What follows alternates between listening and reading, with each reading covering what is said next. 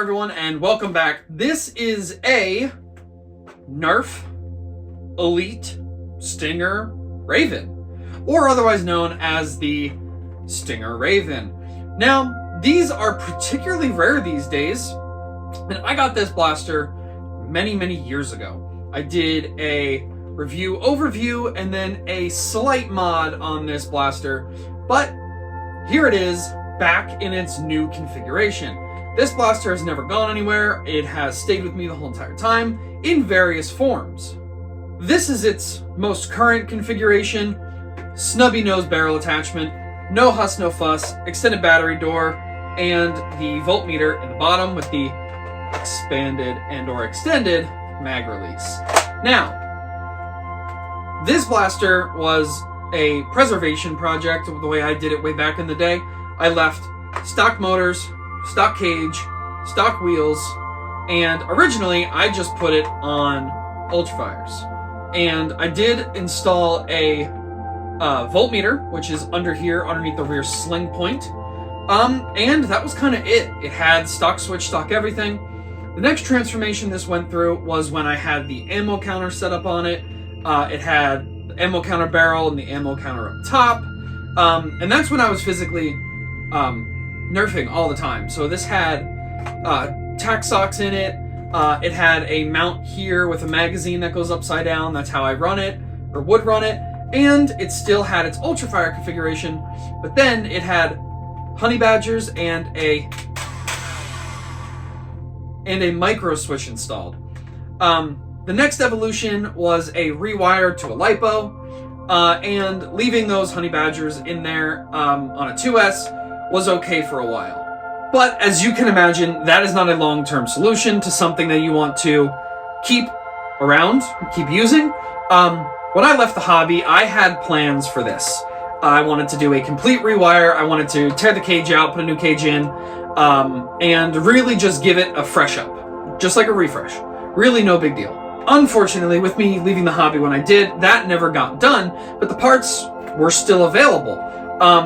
I 3D printed my own mag release. Beautiful.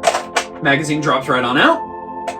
We still have our voltmeter. Our LiPo is currently on 8.2 volts. It is in a state where it can be stored. It's not at its highest capacity, but it will not discharge over the winter, which really not that big of a deal in the end.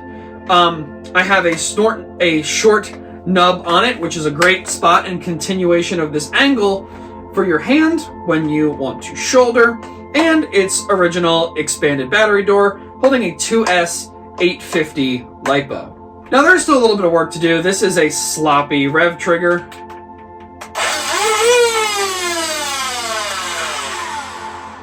And that does bother me a little bit, but in the end, it's something I can live with, and it will have to do for now. But this is now running on a 3D printed flywheel cage. Not sure if you guys can see it in there, or from that way you can see the dart guide. And that is running Blaster Parts smooth blue wheels. And I believe we are either running honey badgers, because that's what was originally in this. I believe I've replaced them with rhinos. There's rhinos in here. Odd choice for a 2S, that's for sure. But they will be able to sustain it for a longer period of time than it would to overvolt 2S and or the motors that were originally in this. Now that leads to a very snappy rev.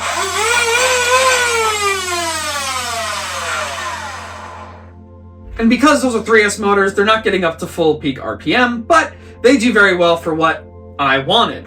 The nice thing about this is this barrel is 3D printed and painted by me, so it is very easy to remove and easy to install. Boom. So it just gives it a nice look. Obviously, it still maintains the orange on the tip, and because I'm never going to paint a Stinger, this actually is a very nice combo, and really leads itself nice to a good body kit maybe one day. I don't know, we'll see. But for chrono readings, we're going to go ahead and take this little short barrel off. because I need the N-Strike barrel attachment to be able to insert into the chronograph. So here we go.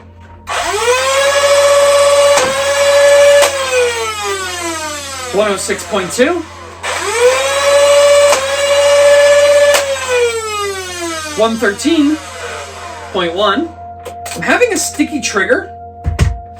And I don't like that.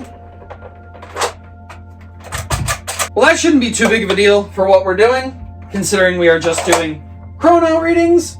But I'm gonna get through the rest of this 6 mag, and then we're gonna see how we look. 108.2. 120.5. 114.6. 123.1. So some decent chrono readings. That trigger stick seems to be my double spring configuration. Anyone who's opened up a Rayven, and we will definitely go over it, there is a spring that sits right over here in this channel, and that allows the follower, the spring compresses, and then it physically releases.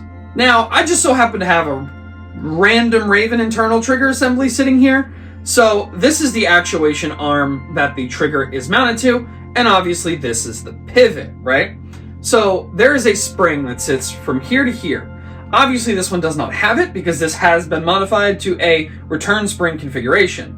But there's a spring in here, and that compresses and that releases, which is what resets the trigger to the forward position once you pull it. Now, I like to do a return spring configuration, which means putting a little hole in the back of this puller arm and then connecting a like strife style spring into the back of the Rayven, affixing it with epoxy putty, hot glue. You can use liquid epoxy. You can literally use just about anything to hold that spring in. And what that means is now there would be 2 springs riding this back and forth as it would move. And what that does lead is the main spring, the original spring, does tend to get bound because it slips forward in the assembly, which I like the trigger pull, but unfortunately it does lead to that sticky trigger problem. And depending on who you are, you might or might not like that return trigger setup, but my blaster, I kind of like it. I used to run these all the time, original Ravens, the Elite Ravens, Stinger Ravens. Never touched a Raven Fire because you can't just open them. But it's kind of a cool setup, and maybe we'll get into that, maybe we won't. But the voltmeter is used by the switch in the jam door, which is a nice placement. You can check voltage kinda when you need to. And that is the external overview of the update to my Stinger Rayven, aka the Excalibur is originally what I called this build when I had the ammo counter and the mag holder, and it was kind of all kitted out the way I was actually using it at the time. But this is its current configuration. Nothing crazy, just, you know, little things to actually make it usable. And this battery door has been used and abused. It doesn't actually have the bottom pegs anymore. They broke off like 5 years ago, and this has not been used since, and or without it. And I really just don't want to waste my time on putting another one because it's never going to get field used. So it's just kind of one of those pieces that say, yeah, I have a modified Stinger Rayven, and that's kind of just what it is. But thank you everyone for watching, and obviously it means the world to me. We are now in the end of January, so we are through the first month of 2025.